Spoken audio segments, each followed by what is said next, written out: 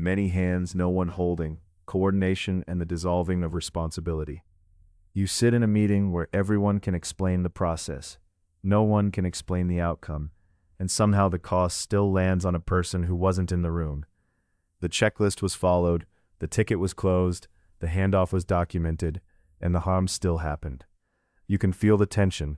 Coordination makes things move, but it can also make responsibility evaporate. And once responsibility dissolves, power can keep operating while accountability becomes a rumor. Tonight we widen that moment into a pattern. What systems do to responsibility when decisions are distributed across many hands? When coordination is optimized through proxies, processes, metrics, and models, responsibility drifts from lived consequences to rule compliance, and the system learns to protect its own continuity more reliably than it protects the people inside it. This will not claim that coordination is bad, or that complex work can be reduced to individual heroics, or that every failure is proof of malicious intent. It will claim something narrower and harder. Diffusion is a design feature as much as it is a side effect, and incentives will repeatedly push accountability toward what is legible, defensible, and deniable. If we want responsibility to remain real, we have to look at what the system permits, constrains, and quietly rewards.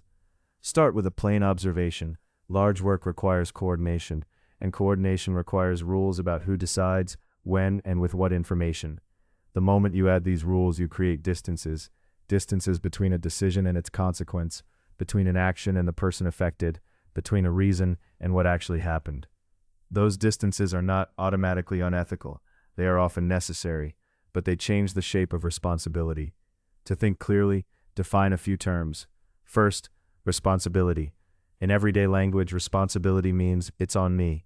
In systems language, responsibility is the binding between decision authority and consequence. A person is responsible when they both A. have meaningful agency over the choice, and B. are expected to answer for the outcome, not merely for the procedure. If either agency or answering is missing, responsibility becomes theatrical, present in speech, absent in structure. Second, accountability. Accountability is the mechanism that makes responsibility durable over time. It's the answerability layer. Who can ask questions, who can audit, who can reverse decisions, who can impose costs for avoidable harm, who can update the rules. Accountability is not just punishment, it is feedback that can change future behavior. A system can have plenty of responsibility language and almost no accountability mechanisms. Coordination is the discipline of aligning many actions toward a shared outcome under constraints. Coordination is what you do when no single person can see everything, do everything, or decide everything. It needs interfaces, handoffs, roles, escalation paths, approvals, procedures, service-level expectations, shared vocabularies. Coordination is not a moral achievement, it is a logistics achievement. It can carry any values you encode into it. Fourth, proxy. A proxy is a stand-in, something measurable or checkable used to represent something more complex. We use proxies because meaning is not always legible to a system. Customer satisfaction score is a proxy for trust. Closed tickets is a proxy for problems solved. Policy compliance is a proxy for safety. Model accuracy is a proxy for good decisions.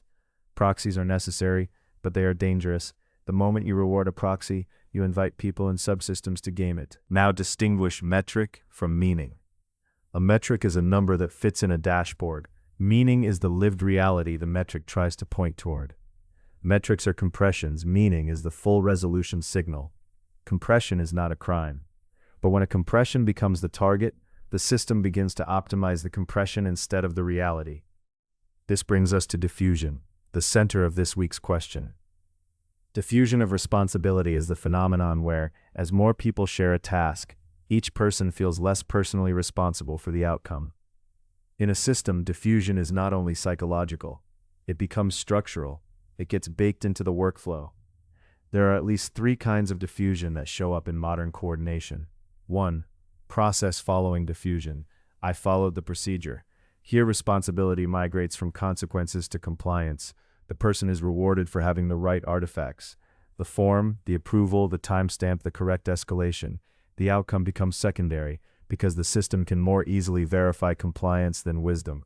2. Model following diffusion. The model recommended it. Here, responsibility migrates from judgment to deference. The model becomes a shield. The person becomes an executor of an output. The story becomes, if the model fails, blame the model. If the model succeeds, credit the process. Responsibility disperses into an algorithmic fog. 3. Handoff diffusion. That's not my scope. Here responsibility migrates into boundaries. Every boundary is a constraint, and constraints are necessary, but boundaries also create gaps where harms can hide, between teams, between roles, between phases, between build and operate, between approve and deliver. The outcome falls into the seam. Assumptions for this sermon stated explicitly. Complex systems require coordination, and coordination requires proxies. People respond to incentives, even when they believe they are acting purely on principle. Most harmful outcomes in coordinated systems do not require malice. They require misaligned incentives and plausible deniability. Power tends to move toward whatever cannot be easily questioned, and accountability tends to move toward whatever can be easily documented. With these terms in place, we can ask the core question without sentimentality. When decisions are distributed across many hands, what keeps responsibility from dissolving into procedure, deference, and boundary claims? Coordination asks for a paradox. We need distributed action, but we also need coherent ownership of consequences. The moment you scale beyond a few people, you begin replacing direct responsibility with systems of delegation. Delegation is not only who does the work, it is who carries the consequence, and that is where incentives and proxies begin to rule. The core tension can be stated simply: what gets measured gets served. What gets served gets distorted. When the system measures compliance, people serve compliance. When the system measures speed, people serve speed. When the system measures cost reduction, people serve cost reduction. None of these are inherently wrong, but each becomes a lens that narrows the world, and what falls outside the lens becomes an externality. Consider the first incentive loop, the compliance loop. The system wants predictability and defensibility, so it creates a process. The process becomes auditable, so audit becomes the proof of good work. Managers and teams learn that being auditable is safer than being right. Therefore, people optimize for artifacts, checklists, approvals, meeting notes, tickets, required fields. Over time, the organization confuses "we can defend what we did" with "we did what was worth doing." In that loop, responsibility shifts. The question, "did this help?" becomes less important than "can we show we followed the steps?" Once that shift happens, harm can be produced by perfectly compliant behavior, and the system will treat it as a success of governance. Now consider the second incentive loop, the throughput loop. The system wants output, so it creates targets and metrics around volume and speed. People learn that delays are punished more reliably than defects, because delays are visible immediately, while defects often surface later. Therefore, people reduce friction in the pipeline. Fewer escalations, fewer dissenting reviews, fewer hard conversations that slow things down. Output rises, so do hidden costs, rework, downstream burden, erosion of trust, brittle infrastructure, and quiet exhaustion. The system interprets the rising output as proof that the optimization works, so it doubles down. In that loop, responsibility moves from "do the right work" to "move the work." Coordination becomes a conveyor belt. Anything that cannot be expressed as throughput becomes a nuisance. These loops are not driven by villains. They are driven by rewards and penalties that are easy to administer. A system prefers what it can count. It prefers what it can blame. It prefers what it can standardize. Now layer in the many hands problem. When a decision is distributed, each person touches only a slice. One person writes requirements, another interprets policy, another builds, another reviews, another deploys, another monitors, another responds to incidents. Each slice can be done correctly according to local rules, while the overall outcome fails. The system then offers each participant a refuge. "I did my part." Diffusion becomes a set of structurally supported alibis. This is not merely a psychological escape. It is an organizational product. Because coordination creates a demand for legibility. Legibility is the ability to translate messy reality into standardized categories. Legibility is how you scale. But legibility also flattens meaning, and the more you rely on legibility, the more you reward people for producing legible artifacts rather than truthful signals. Here is one individual level failure mode: conscientious abdication. A conscientious person learns the rules, follows them carefully, and takes pride in being reliable. Over time, the system teaches them that judgment is risky. Judgment creates variance. Variance creates exposure. Exposure creates blame. So the conscientious person becomes careful in a narrow way. Careful to comply, careful to escalate, careful to document, careful to align. Meanwhile, their responsibility to the outcome becomes abstract, because outcomes are complicated and shared. They are not trying to avoid responsibility, they are trying to survive within the constraints. This is how responsibility dissolves without anyone announcing it. And here is one system-level failure mode: accountability laundering. The system routes decisions through committees, approvals, and standardized tools so that no single node appears to be the decider. Authority is real. Things do get approved, denied, shipped, or blocked, but answerability becomes distributed. If something goes wrong, the story becomes the policy required it, the process required it, the model recommended it, the committee agreed. Accountability is laundered through coordination until it is too diluted to enforce. Notice how these failure modes reinforce each other. Conscientious abdication at the individual level feeds accountability laundering at the system level. The system then points to the conscientiousness as proof of health. Look how compliant and aligned everyone is. Meanwhile, the outcomes drift. Now bring in model following, because it accelerates diffusion in a particular way. Models, statistical, procedural, or algorithmic, are attractive because they promise consistency. Consistency is a coordination dream. If every decision looks like every other decision, you can scale it. But model following creates a new boundary. The model decided. And that boundary is hard to question because the model speaks in the language of objectivity. What happens then? The model becomes a proxy for judgment. The model's outputs become a proxy for fairness or correctness. The model's confidence becomes a proxy for truth, but proxies do not carry context. They carry correlations and assumptions, and those assumptions get captured by the incentives of the environment in which the model is used. If the environment rewards speed, the model will be selected, tuned, and deployed in ways that increase speed. If the environment rewards cost reduction, the model will be judged good when it reduces costs, even if it increases externalities. The model is not a neutral participant. It is a structure that amplifies the reward function around it. There is also a subtle moral hazard here. Deference feels responsible. It feels like humility. It feels like I'm not making it about me. But in a system, deference can be a way of removing yourself from consequence. You can say truthfully that you did not choose, you only executed. Now address the foggy boundary of accountability. Accountability requires a clear mapping. Who decided, based on what, with what alternatives, and what they knew at the time. Coordination disrupts this mapping because it creates partial information. No one sees the whole picture.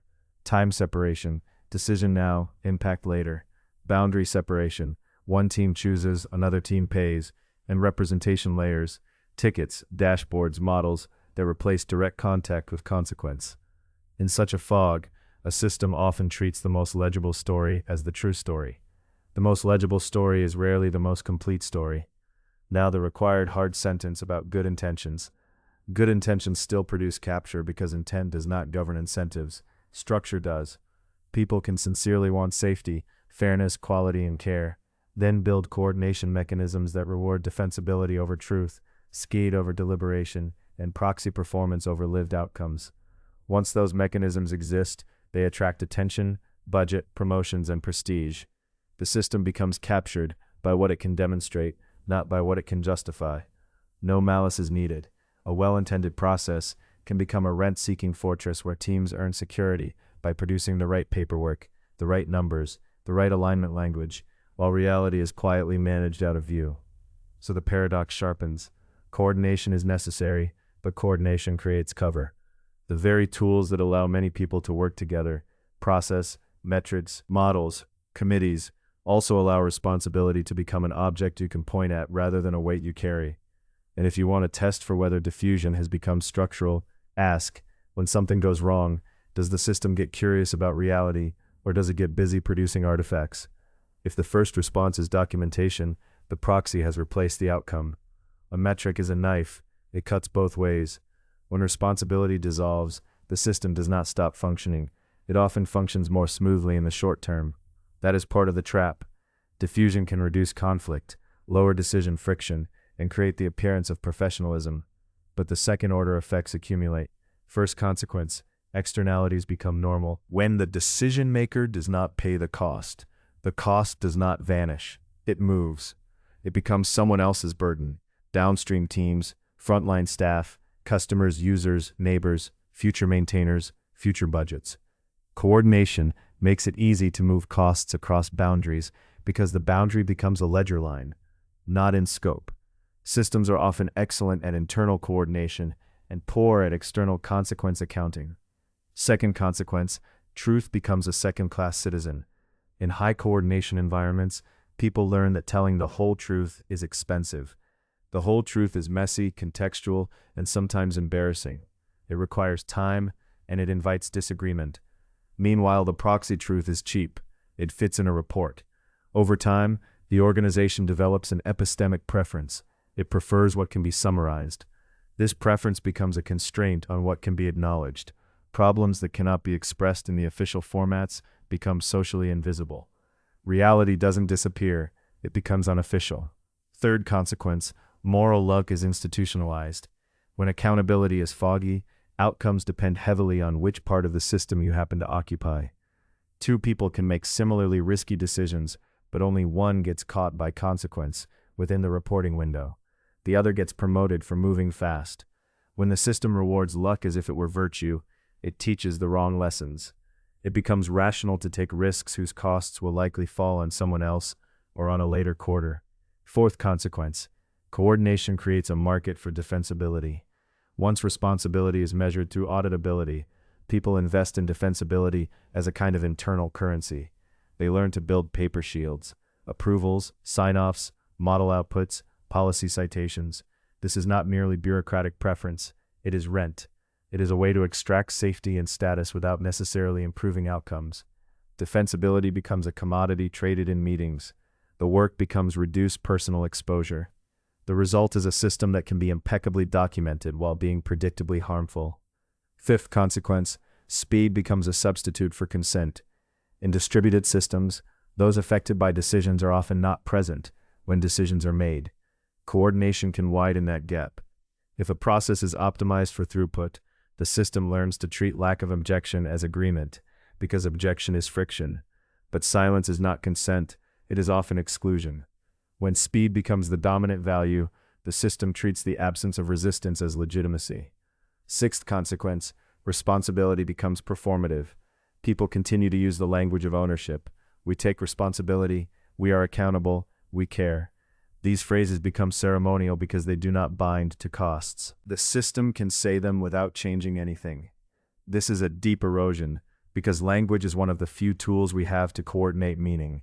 When language becomes cheap, cynicism becomes rational. Seventh consequence, learning slows down. Learning requires feedback that is connected to the decision, but diffusion breaks the feedback loop. If the person who decides is not the person who feels the consequence, learning becomes indirect. Indirect learning is weaker. It relies on reports, postmortems, and summaries. Again, proxies. The system can generate large volumes of lessons learned while repeating the same errors because the incentives that produced the error were not changed. Now notice the persistence mechanisms, why these consequences don't self-correct.